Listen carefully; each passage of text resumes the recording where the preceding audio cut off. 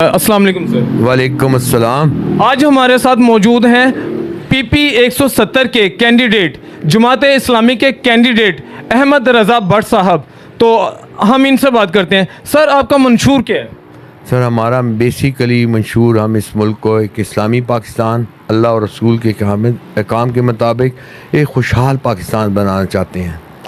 उसमें तालीम है, उसमें सेहत है, जो लोगों के मसाइल हैं, रोज़गार, तालीम है, सेहत है।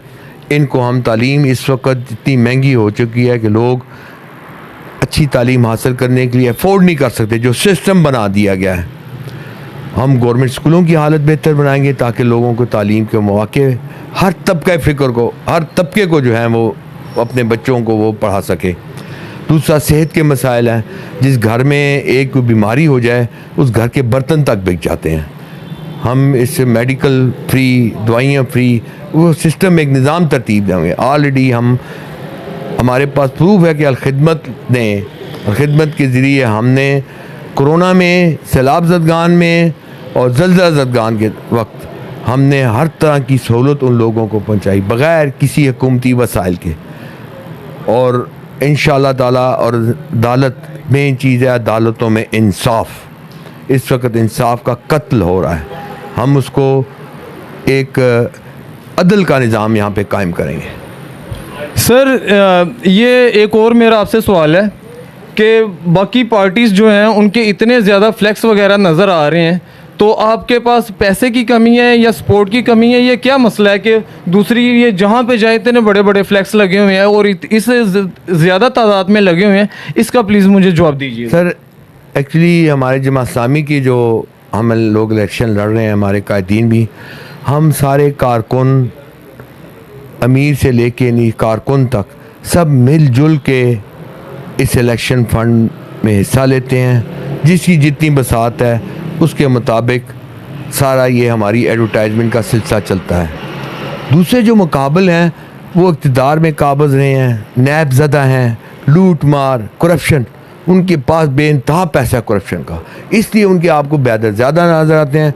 इन बैनरों में मोहब्बत है, खलूस है। उन बैनरों एडवर्टाइजिंग में आवाम का खून शामिल है। तो सर, इसके अलावा कोई ज़ाब्ता इखलाक की कोई खिलाफ वर्जी वगैरह तो नहीं है? मेरा ख्याल है इस मुल्क में अब कोई ज़ाब्ता अखलाक, कोई कानून रह ही नहीं गया। जो हाल हो चुका है, यानी ये मुल्क एक ऐसे अशराफिया का बन चुका है, एक माफियाज का मुल्क है। इस मुल्क की सारी हर चीज़, इक़्तिदार और महकमे, ये सब माफिया इन कोई काबज़ है। लिहाजा इसमें कोई आम आदमी, साइकिल चोर के लिए कानून है, लेकिन उन अमीरों, अरबोंपति की चोरी, फ्रॉड के लिए कोई कानून नहीं है अभी तो। सर, आपका बहुत नाम है, आपने बहुत खिदमत की हुई है अपने हलके की, आप पुराने लोग हैं, आपकी पार्टी पुरानी है, जमात इस्लामी, ये तराजू आपका निशान है। तो अभी आप मुझे ये बताएं कि अब मैं भी आपके हलके का हूँ, मैं या आपके हलके के जो बाकी लोग हैं वो आपको क्यों वोट दें? मैं अल्हम्दुलिल्लाह यहाँ से मैं 3 बार कौंसल रह चुका हूँ और हम एक ही जमात इस्लामी से वाबस्ता रहा हूँ। नाज़िम के इलेक्शन में अक्सरियत लोटों की हैं, कभी एक पार्टी में, कभी दूसरी पार्टी में, और आप आवाम से पूछ सकते हैं।